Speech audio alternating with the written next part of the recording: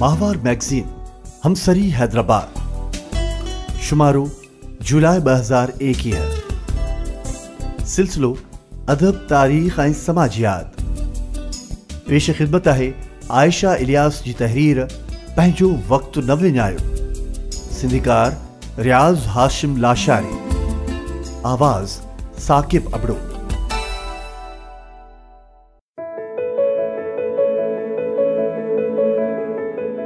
दुनिया में अड़ो को भी मानू ना है जिको कामयाब थियण न चाहींदो हुजे।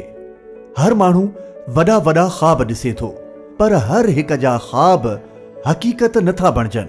आम तौर ते इहो इन्हे करे जो का भी शय हासिल करण लाइ असांखे कुछ करणो थो पवे। इहो सब कुछ ॼाणदे जेकॾहिं असीं पंहिंजे चौगिर्द नज़र फेराईंदासीं त केतिरा ई अहिड़ा माण्हू हूंदा जेके सोशल मीडिया, फिल्मूं ॾिसण, आराम करण, विढ़ण ऐं अलाए त छा छा में पंहिंजो वक़्तु ज़ाया कनि था ऐं जिन शयुनि ते उहे पंहिंजो वक़्तु विञाइनि था उहे शयूं बदिले में उन्हनि खे को हक़ीक़ी बामक़सद फ़ाइदो नथियूं रसाइनि। उहे वक़्तु छो था ज़ाया कनि? बहरहाल मुंहिंजो ख़्यालु आहे त इन जो असुल कारण इहो आहे जो माण्हू उन्हनि शयुनि जा आदी थी विया आहिनि जेके तमामु घणो वक़्तु वठंदियूं आहिनि ऐं सिलो तमामु घटि ॾींदियूं आहिनि।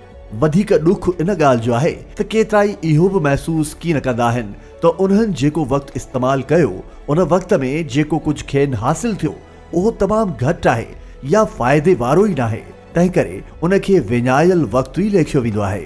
तसवुर करियो त तव्हां हर रोज़ उथंदे पंहिंजे बैंक अकाउंट में 86,400 रुपया मौसूल करियो था ऐं तव्हांखे इहो ॿुधायो वञे थो त इहा समूरी रक़म राति देर सां वापस हली वेंदी। पोइ भले उहा रक़म तव्हां ख़र्च कई हुजे या न, ज़ाहिरी ॻाल्हि आहे त असां उहा रक़म उहे शयूं ख़रीद करण लाइ ख़र्च कंदासीं जेके असां लाइ फ़ाइदे वारियूं हुजनि।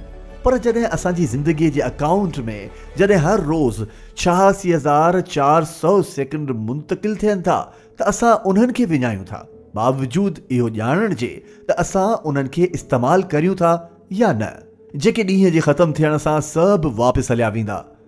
वक़्तु जेकॾहिं पैसो हुजे हा त असां उनखे कॾहिं बि विञाइण न ॾियूं हा।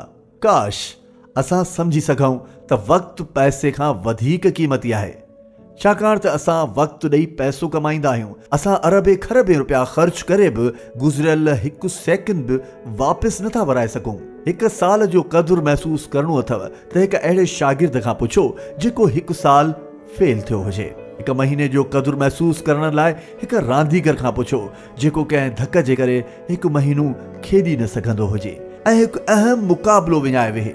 हिकु हफ़्ते जो क़दुरु महसूसु करण लाइ कंहिं अहिड़े शख़्स खां पुछो जंहिंखे पंहिंजे प्यारनि ऐं कमकार खां परे रही हिकु हफ़्ते लाइ करंतीना में रहणो हुजे। हिकु कलाक जो क़दुरु मालूम करण लाइ उन्हनि खां पुछो जेके ऊन्हारे में हिकु कलाक जेॾी लोड शेडिंग बर्दाश्त कनि था। हिकु मिंट जो क़दुरु महसूसु करण लाइ उन्हनि माण्हुनि खां पुछो जेके पंहिंजे प्यारे जे फ़ौत थियण ते हिकु मिंट देर पहुचनि था।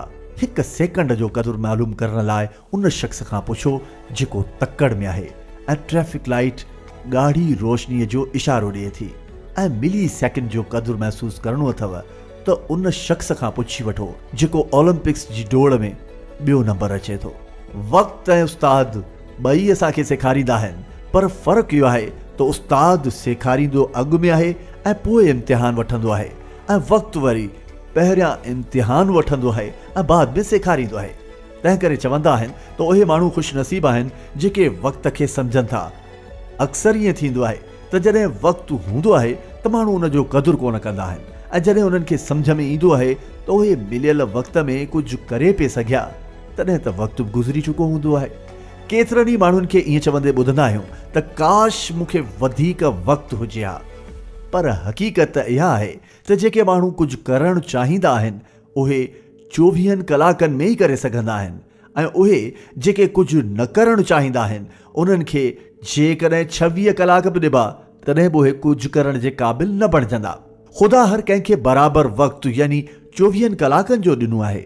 फ़र्क़ु इन ॻाल्हि जो आहे त कोई उन वक़्त खे कहिड़ीअ तरह इस्तेमालु करे थो थॉमस एडिसन बल्ब इजाद कयो। जैक मा दुनिया जी वॾे में वॾी रिटेलर ऐं ई कॉमर्स कंपनी अलीबाबा जो बुनियाद विधो ऐं ॿिया बेशुमार अहिड़ा हुआ जिन में पंहिंजे मिलियल वक़्त में घणो कुझु हासिल करण जी क़ाबिलियत हुई त पोइ ॿिया वक़्त खे छो विञाए वेहनि था।